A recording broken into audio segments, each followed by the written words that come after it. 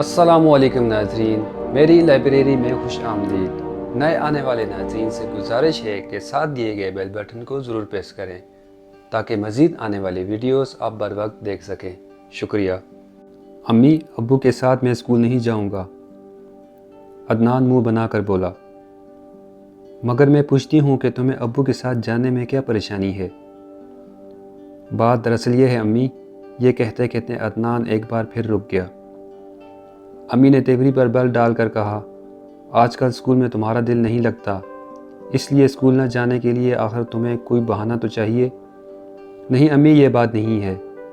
मैं समझती हूँ, तुम्हें पता है कि अम्मी तो स्कूल पहुँचाने जा नहीं सकती। अबू के साथ जाने से इनकार कर दूँ, इसी तरह छुट्टी पक्की होगी। अदनान ने जंजलाहट के मारे अपना सर पीट लिया और फिर इसने सोचा कि अम्मी को बताना ही पड़ेगा, वरना न जाने मेरे बारे में क्या क्या सोचती रहेंगी। इसने आखिर बता ही दिया। दरअसल बात यह है अम्मी कि अब्बू के साथ जाते हुए मुझे बड़ी शर्मिंदगी महसूस होती है।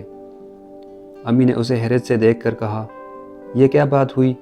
बाप के साथ जाते हुए बेटे को शर्मिंदगी का एहसास होता है। मैं पूछती हूँ, वो कोई गिरे पड़े आदमी हैं क्या? नहीं अम्मी, ये बात नहीं है, बस इनकी आदतें बड़ी वैसी हैं।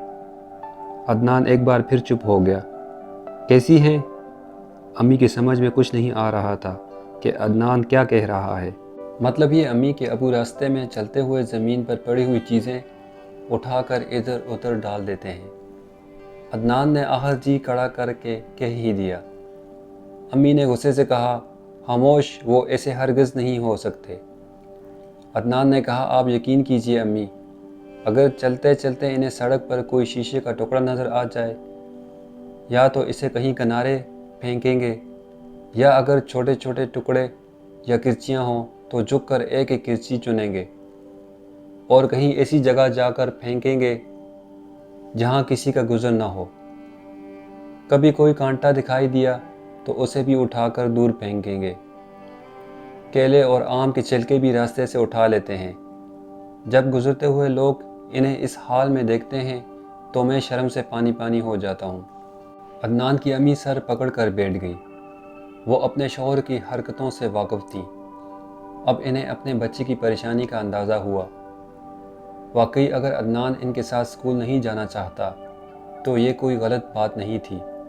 वो सोचने लगी, तुम अपने अब्बू को मना क्यों नहीं करते? इन्होंने अदनान से कहा, मैंने कितनी बार इनसे कहा कि आपको घिन नहीं आती रास्ते में चीज़ें उठाते हुए, मगर वो जवाब में कहते हैं, बेटा इसमें घिन की क्या बात है, मैं कोई गंदगी थोड़ी उठाता हूँ। ये देखो, ये कांटा यहाँ बीच सड़क पर पड़ा है, किसी गरीब के पैर में चुभ गया तो बेचारा एक मुसीबत में मुब्तला हो जाएगा। थोड़ी देर खामोश रहकर अदनान ने फिर कहा, मैंने इनसे कितनी बार कहा कि आपको गरीबों का तो बड़ा ख्याल है, मगर अपनी पोजीशन का ज़रा ख्याल नहीं। लोग आपको कचरा उठाते हुए देखकर क्या सोचते होंगे? मगर वो जवाब देते हैं कि इंसान को अपनी ज़ाहरी शान और शौकत की इतनी नुमाइश नहीं करना चाहिए। अच्छा इंसान तो वही होता है जो दूसरों का दुख दर्द अपने सीने में महसूस करता है। अभी माँ बेटे में ये बातें हो रही थी कि इसके अबू आ गए। इन्होंने फ़ौरन ही कहा, अरे भाई अदनान, क्या आज स्कूल जाने का इरादा नहीं है? अदनान के जवाब देने से पहले इनकी अम्मी बोल पड़ी, आज से अदनान आपके साथ स्कूल नहीं जाएगा। अबू ने हैरत से कहा, अरे अरे, मैं क्या सुन रहा हूँ? आप ठीक सुन रहे हैं, अदनान स्कूल जाएगा मगर आपके साथ नहीं। फिर किसके साथ जाएंगे अदनान मियाँ? अबू ने जल्दी से पूछा। आखिर मुझ में ऐसी क्या बुराई नज़र आई कि मेरी खिदमत हासिल करने से इनकार हो रहा है? आप में ये बुराई है कि आप बहुत गंदगी पसंद हो गए हैं, रास्ते से गुजरते हुए सड़क की गंदगियाँ समेटते चलते हैं, अदनान की अम्मी ने कहा। अबू ने गौर कर अदनान को देखा, इसकी तो जान ही निकल गई। अब अबू इसके कान खींच कर कहेंगे, क्यों नालायक, तूने अपनी अम्मी से मेरी क्यों शिकायत की? मगर वो मुस्करा दिए। अदनान की अम्मी की तरफ देखते हुए बोले, تو عدنان میاں نے میری شکایت کی ہے اور کوئی غلط شکایت نہیں کی ہے۔ میں پوچھتی ہوں کہ آخر آپ کو کیا ہو گیا ہے؟ اپنی پوزیشن کا نہ صحیح بچے ہی کا خیال رکھیے، اس کے دل و دماغ پر غلط اثر پڑتا ہے۔ ابو نے نہایت نرمی سے کہا، مگر بیگم میں جو کچھ کرتا ہوں وہ کوئی غلط کام نہیں، یہ تو نیکی ہے، بہت بڑی نیکی۔ ارے بھائی، نیکی ہی کرنا ہے تو بہت سے کام ہیں، پل بنائیے، مسجد بنائیے، تالاب بنائیے، اسپتال تعمیر کروائیے، بہت سے چھوٹے چھوٹے کام بھی ہیں جن کے کرنے سے اللہ تعالیٰ بڑے خوش ہوتے ہیں، جس طرح مسجد یا اسپتال تعمیر کروانے سے۔ عدنان بیچ میں بول پڑا، مگر ابو، آپ ہی تو کہتے ہیں ہمیشہ اونچی باتیں سوچا کرو، اپنے خیالات کو بلند رکھو۔ ہاں بیٹا، میں یہ بات کہتا ہوں، مگر اس کا ہرگز یہ مطلب نہیں کہ اپنے سامنے چھوٹی چھوٹی نیکیاں چھوڑ کر آدمی بڑی نیکیوں کے پیچھے بھاگے۔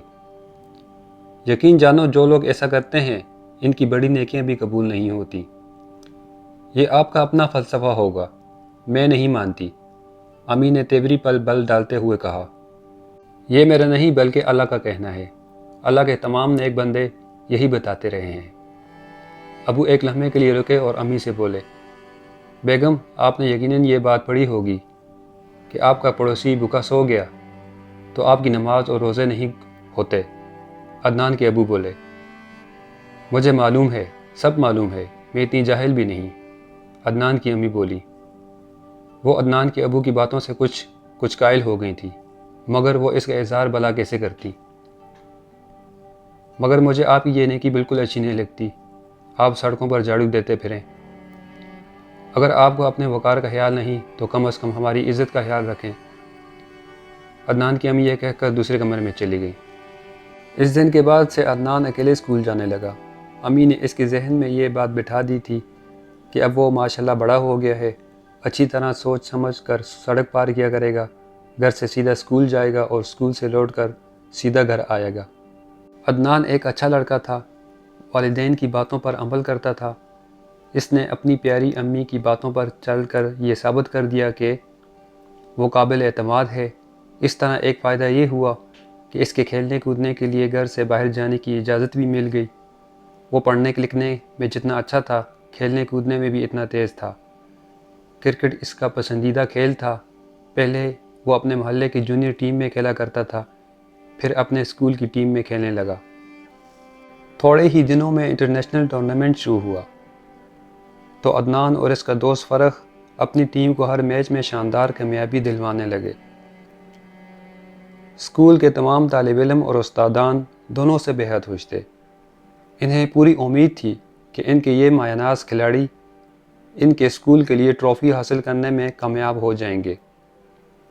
عدنان بہت اچھا باؤلر تھا، ان سب کھلاڑیوں کے حوصلے بھی بہت بلند تھے۔ آخر وہ سیمی فائنل میں پہنچ گئے۔ ہر ایک کو یہی امید تھی کہ ٹرافی عدنان اور فرح کی موجودگی میں کوئی اور ٹیم حاصل نہیں کر سکتی۔ جس دن سیمی فائنل تھا، فرح بڑی بےتابی سے عدنان کا انتظار کر رہا تھا۔